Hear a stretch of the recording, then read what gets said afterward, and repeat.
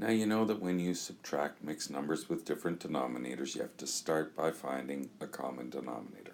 So let's say we have 6 and 1/8 minus 2 and 1/4. Well, we can't take away quarters from eighths, so we have to find a common denominator, and in this case 4 divides evenly into 8, so we can use 8 as the denominator. And 4 times 2 is 8, so 1 times 2 is 2. Well, now we have a problem, because we can see that the fraction on the bottom, 2/8, is bigger than the fraction on the top, 1/8. So we're going to have to borrow. So I'm just going to continue on with this one, because this isn't going to change. We're going to borrow on the top. So we need to borrow from the 6. So we're going to borrow one whole number from the 6, so that's going to become 5.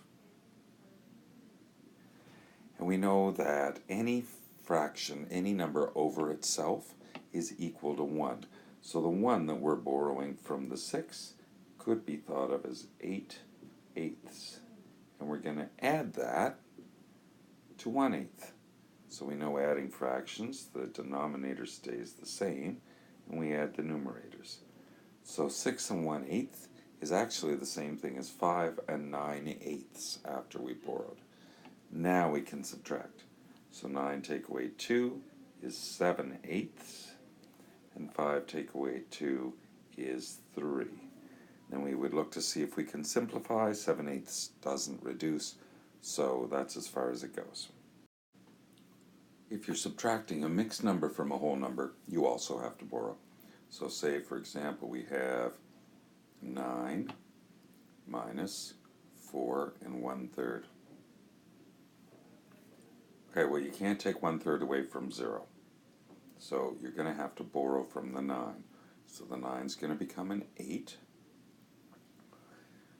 And then you're going to take that 1 that you borrowed and convert it to a fraction with a common denominator. So it'll be 3/3, because any number over itself is equal to 1. And what we borrowed was 1. Now we can subtract. So 3 minus 1 is 2/3. And 8 minus 4 is 4. So 4 2/3 is the answer.